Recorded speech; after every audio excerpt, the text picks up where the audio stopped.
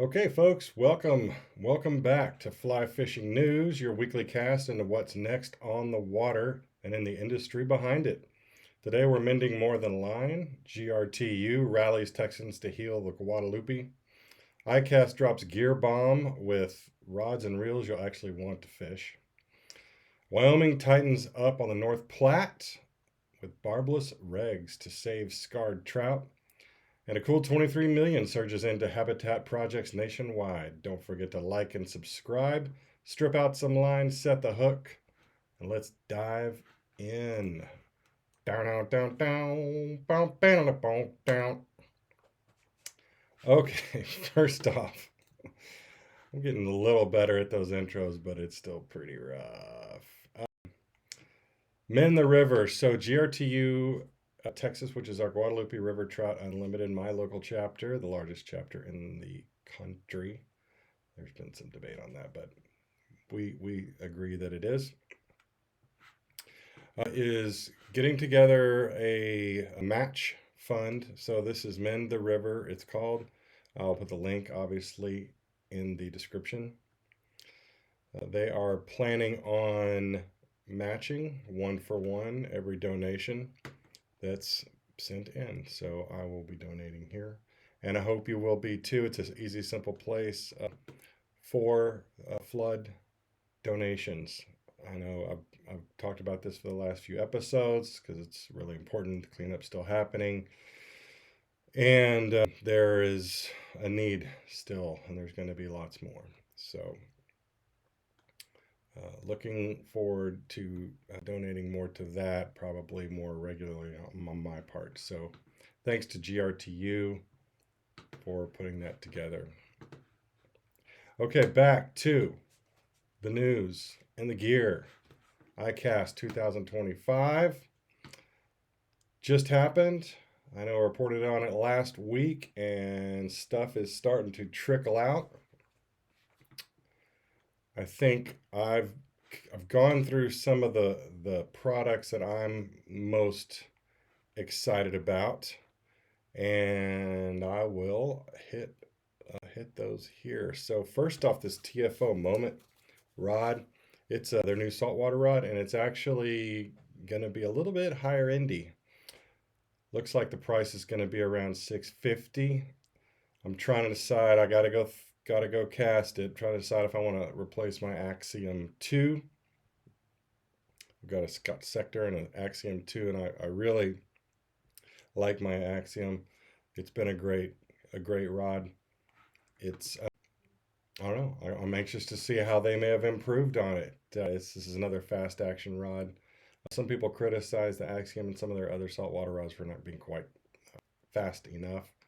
So give that a shot and see what you think. Let's see what else we got. A couple of reels here that I was interested in. This Epic Hubless reel is kind of cool. Epic makes an amazing fiberglass rods, and this is an interesting addition to their lineup. I'm curious to see how it works exactly. It's super modern looking, a feel of a classic clip. So looks like it's a click and paw. I would think that would make sense, being a fiberglass rod company. So check that out. And also another click and paw, which seems to be the theme. A lot of new click and paws coming out lately. People going back to old school, I guess. Nothing to break. This one is a carbon click and paw reel from Cortland. Kind of cool look.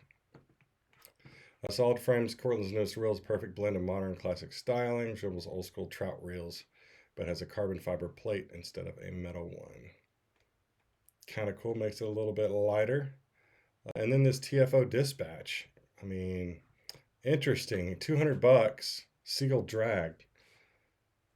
You know, that's pretty cool. I mean, my girlfriend just got the Lamson Liquid Max sealed drag. I think that's in a similar price point, but I think this may beat it. Not sure. This looks like a pretty good one. It looks like it's green. That's kind of cool too. I don't know. I like colored reels. I don't know why. They end up not working with 90% of my rods, but I just think they're cool. Let's see what else we got from the show. Backpacks. This is Fly Lords, by the way. Thanks to Fly Lords. They do a good job of summarizing stuff like this. Oh, I wanted to mention this SA Clear Float. SA has come out with a couple of different magnitude clear infinity and trout expert lines featuring clear tips for stealth. I don't know. What do you guys think of clear tip lines? Sort of on the fence. I have a clear tip sinking SA line I use in the salt. Um, redfish aren't typically very spooky, but I have lined a number of them. It's usually because of my terrible cast and not because of the line color.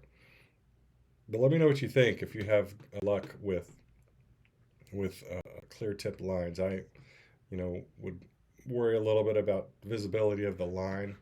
These tips go 10 feet. Full clear head options for ultra stealth fishing. Textured and smooth finishes, so they're doing both of theirs. 3 through 8 weight. Clear tips help anglers visually track the line while reducing disturbance on fishing. This article is saying that it's really directed, at least this particular line, at alpine lakes, and I can definitely see that. I think that might be the right spot for them. I might give them a shot in a couple of weeks when I'm up in the mountains in the San Juans, and probably will have to go to some alpine lakes because it looks like I'm gonna get there just in time for the monsoon rains. Yay. My timing is always perfect when I head up to the mountains, but what are you going to do?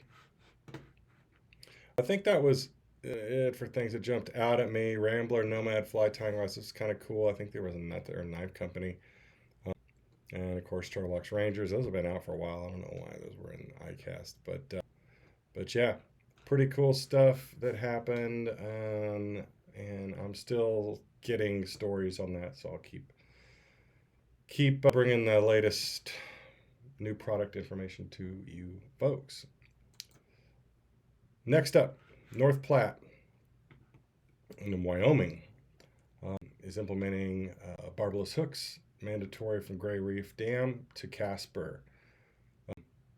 They did a study that said 1 in 4 trout are maimed, disfigured by fishing injuries. I'd like to see that study actually. I don't know what they consider maiming, if it's a barbless hook hole in the mouth or if it's actually some other sort of disease that's caused by handling. But I'd like to see that in a little bit, that data a little bit closer. Heavy bead rigs also 1.5 inch or larger are going to be banned. You mouth jerkers with your beads. They're linked to severe hooking injuries, especially in the eyes and throat.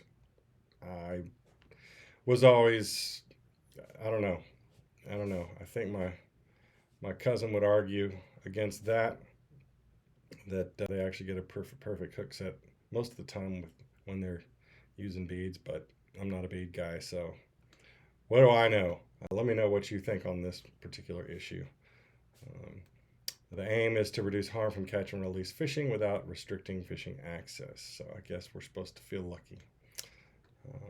Generally, though, I'm not ever opposed to catch and release, barbless hooks. I think you should be using those anyway.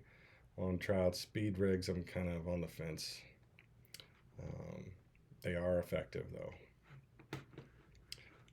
So this fish definitely got messed up. There's your bead rig. You beaters. All right, U.S. Fish and Wildlife is another kind of good news story from Fish and Wildlife. Friends of Reservoirs. They announced $23.4 million invested in 53 habitat restoration projects across 29 states. Funds are allocated for fish passage improvements, bank stabilization, erosion control, and drought prevention. The U.S. FWS contributed $5.9 million, leveraged by the $20.4 million from state agencies, NGOs, tribal and local partners. So Group effort. Always takes a group effort for this kind of thing. Projects span urban streams to tidal wetlands. 24 is a lot. 23.4 is a lot. Could use some more. But this is, it's going in the right direction. It's going in the right direction. Reflects a strong federal and community commitment to aquatic ecosystem health. And that is it, folks. Again, if you like this kind of thing, please like and subscribe. I'm trying to build this thing up, and gonna do a couple of other different types of shows since I'm gonna be on the road for a while. I'm gonna do some remote reports from the field, so hope you like that. So come on back and be safe out there on the water. I'm out of here. Bye.